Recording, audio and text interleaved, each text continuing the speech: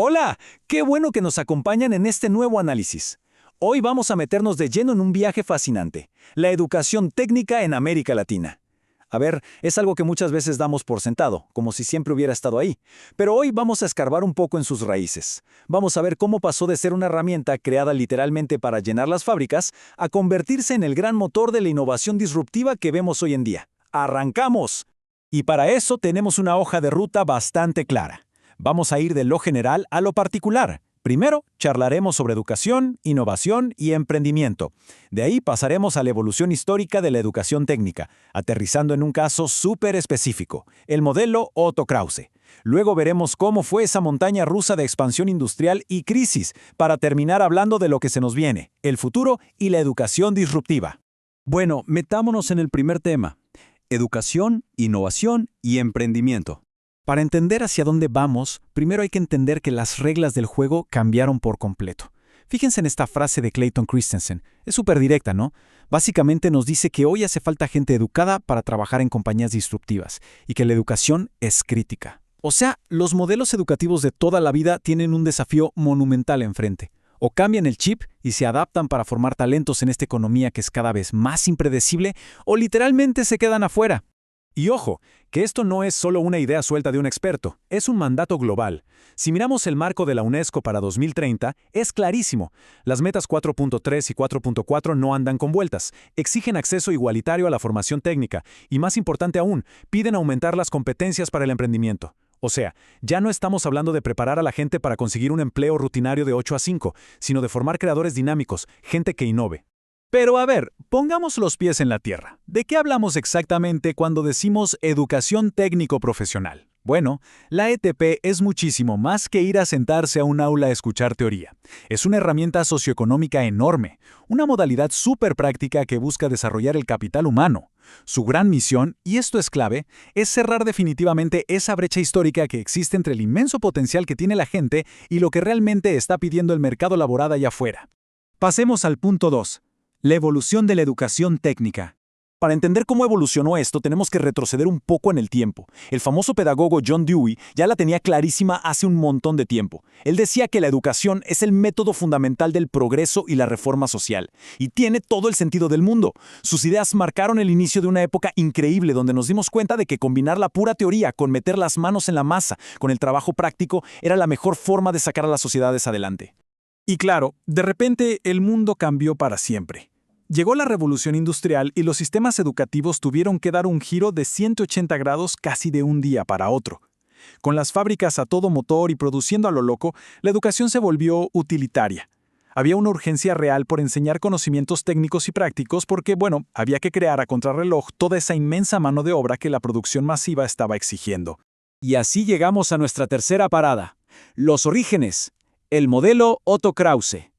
Para ver cómo aterrizó toda esta locura industrial en América Latina, hay un caso emblemático en Argentina. Hablamos de la Escuela Industrial de la Nación, que se fundó allá por 1899 bajo la dirección del ingeniero Otto Krause. Solo con mirar la magnitud de esa imponente arquitectura histórica, uno ya se da cuenta de la enorme importancia y la cantidad de presupuesto nacional que se le inyectó a este modelo. No era una simple escuela, era un verdadero monumento al progreso industrial. La visión que tenía Krause era pero súper pragmática. Básicamente quería crear carreras cortas para que los estudiantes, sobre todo los de menos recursos, tuvieran una salida laboral rapidísima en la nueva industria manufacturera. Se enfocaron a full en la mecánica, la química, la construcción, y lo más llamativo es que la idea era, literalmente, desviar a los estudiantes del clásico camino universitario para llevarlos a lo que en esa época catalogaban de forma muy reveladora como profesiones útiles. Nos metemos en el cuarto tema: expansión industrial y crisis. A ver, la historia de las escuelas técnicas en nuestra región ha sido una verdadera montaña rusa, siempre atada a las decisiones políticas y económicas.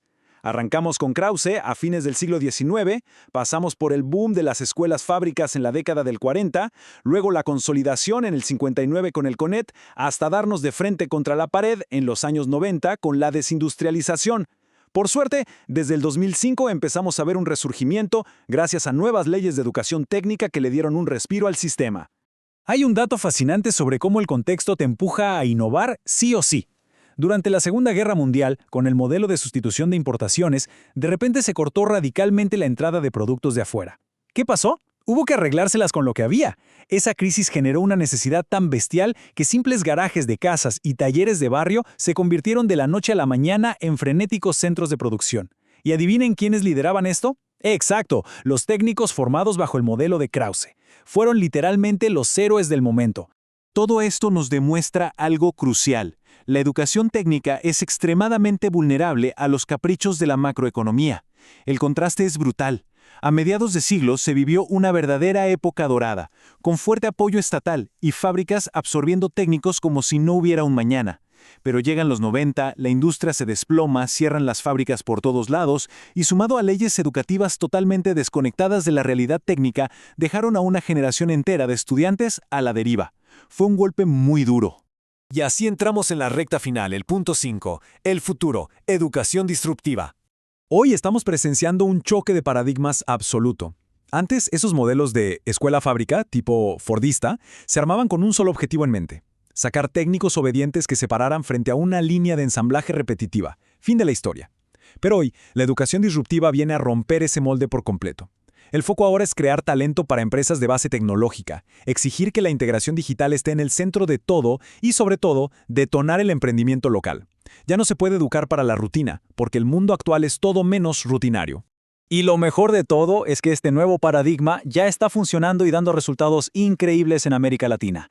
La clave del éxito está en empezar a ver a los estudiantes como lo que realmente son: innovadores, activos, y no solo como engranajes de una empresa. Hay que integrar la tecnología desde el primer día. Además, el emprendimiento no es solo para generar recursos económicos, construye autoestima y hace que las comunidades sean sostenibles. Fíjense en el caso de Chile. Apostaron con todo por este modelo, y en 2016 lograron meterse nada menos que en el top 20 mundial de emprendimiento. Es un ejemplo buenísimo de lo que se puede lograr. Para ir cerrando este análisis, queda sobre la mesa una reflexión que es urgente y absolutamente necesaria frente a este tsunami tecnológico que estamos viviendo. ¿El ecosistema educativo que tenemos hoy sigue construyendo en piloto automático esa escuela-fábrica del pasado? ¿O realmente está invirtiendo sus recursos para financiar el emprendimiento disruptivo del mañana? Es el momento exacto para mirar con ojo crítico nuestros propios entornos locales. Ojalá este recorrido haya servido para despertar un poco la curiosidad y para que sigamos cuestionando hacia dónde llevamos el futuro de la educación. Hasta la próxima.